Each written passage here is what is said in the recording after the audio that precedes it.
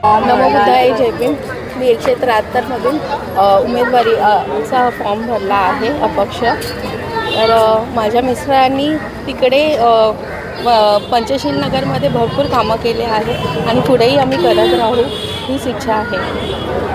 कसं तुम्ही जे आता उभी राहणार, फर्स्ट प्रेफरन्स तुमच्या काय होणार, कुठे तुमचं लक्ष राहणार? पूर्ण लक्ष राहील जिथे रस्ते हे आहेत त्याच्यावर आम्ही लक्ष देऊ.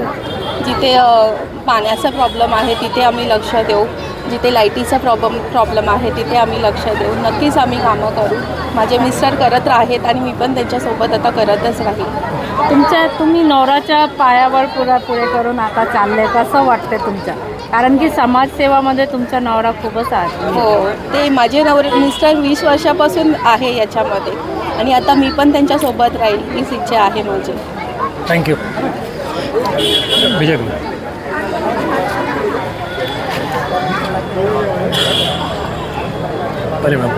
काय सांगणार तुम्ही? आता थोडासा बंडखोरी केलं, काय भावना आली तुमची? मी सर्वप्रथम माझ्या मतदार राजाला नमो बुद्धाय जय भीम करतो.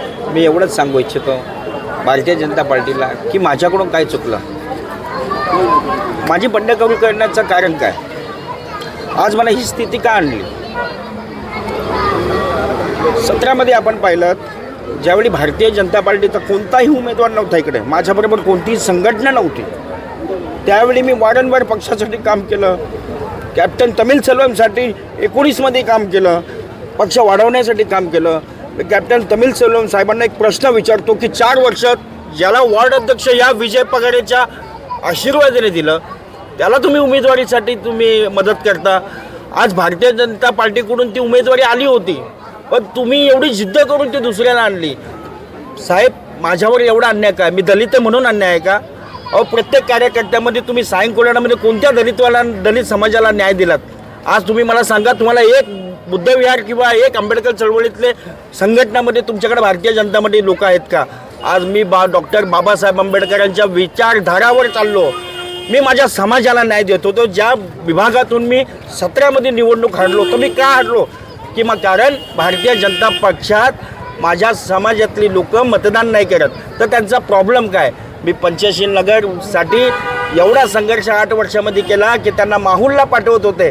मी ते माहुल थांबवण्यासाठी अथोरात्र प्रयत्न केलं. आमदार प्रसाद लाड साहेब माझ्यासाठी डोंगरावाने उभे होते. प्रसाद लाड साहेबांनी मुख्यमंत्र्याकडून वारंवार सगळं सर्वे करून, BMC कडून वारंवार कोर्टाच्या सगळ्या करून आज त्या सोसायटीसाठी, त्या पंचशील नगरच्या झोपडपट्टीसाठी, त्या जनतेसाठी, माझ्या मायबाप जनतेसाठी, माझ्या दलित लोकांसाठी त्यांनी खूप संघर्ष केला आणि आज तिकडे डेव्हलपमेंट होतं आहे.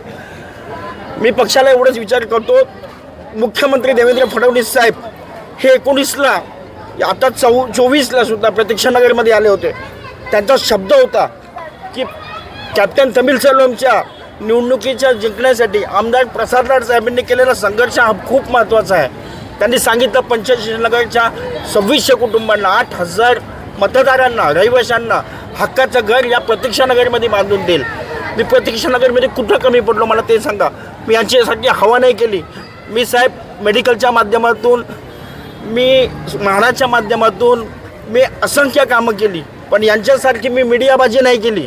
कालचे लोक हे पक्षामध्ये फक्त वार्डाध्यक्ष बनवतात. कशासाठी? फक्त व्हिडिओ बनवण्यासाठी. आम्ही पक्षासाठी त्यावेळी काम केलं होतं. 17ला माझ्याकडे संघटना नव्हती.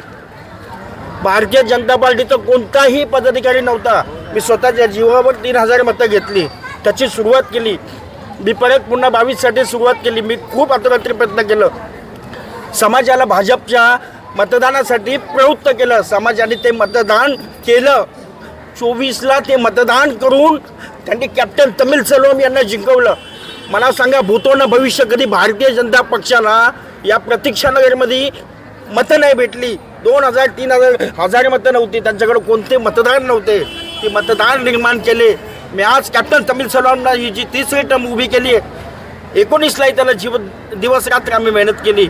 आज तुम्हाला सांगतो, त्यांच्या जिंकण्यामध्ये प्रसाद लाड साहेब आणि प्रवीण दरेकर साहेब आणि आमच्यासारख्या कार्यकर्त्यांचा आणि दलित वस्तींचा हा मोठा वाटा होता. ही विसरता कामा नये. मी आमदार साहेबांना सांगतो की साहेब भारतीय जनता पक्षाने ही तिकीट आणली होती, तुमच्या हट्टीपोई ती सीट आली परत गेली आणि आज तुम्ही दुसऱ्याला जबरदस्ती ती उमेदवारी दिली.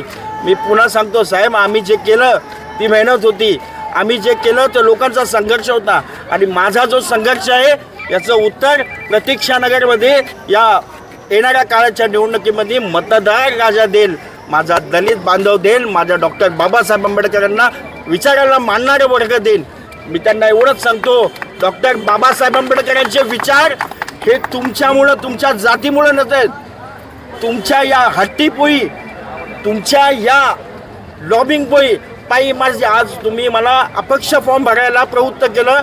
मी आज पक्ष सोडतो. मी देवेंद्र फडणवीस साहेबांवर प्रेम करतो, मी प्रसाद लाड साहेबांवर प्रेम करतो, पण साहेब माझ्याबरोबर जो अन्याय झाला ना, आशिष शेलार साहेबांनी माझ्यासाठी खूप मदत केली, प्रवीण दरेकरांनी मदत केली, पण या कॅप्टन साहेबांच्या हट्टीपोटी आज माझ्यासारख्या कार्यकर्त्याचा बळी केला. कॅप्टन साहेब, माझी जनता, माझा समाज तुम्हाला माफ नाही करणार आणि मतदानामध्ये या प्रत्येक पक्षाला दाखवून देईल की आम्ही कालही होतो, आम्ही आजही आहे. ही मुंबई ही मराठी माणसाची आहे आणि आम्ही मराठीच आहोत. एक आखिरी सवाल विजय जी, आखिरी सवाल ये है, अगर पार्टी ने, चूँकि आप तो 20 साल से भारतीय जनता पार्टी के लिए काम करते रहे, अगर पार्टी ने आपसे किसी तरह का ये कहा कि नाम वापस ले लो, ऐसी स्थिति में क्या मी होगा? पक्षाला विनंती करतो, कळू दे पक्षाला, या सायं कोळ्यामध्ये कॅप्टन तमिलसेल्वमची मतदार नाही आहेत, ही माझ्या समाजाचे मतदार आहेत.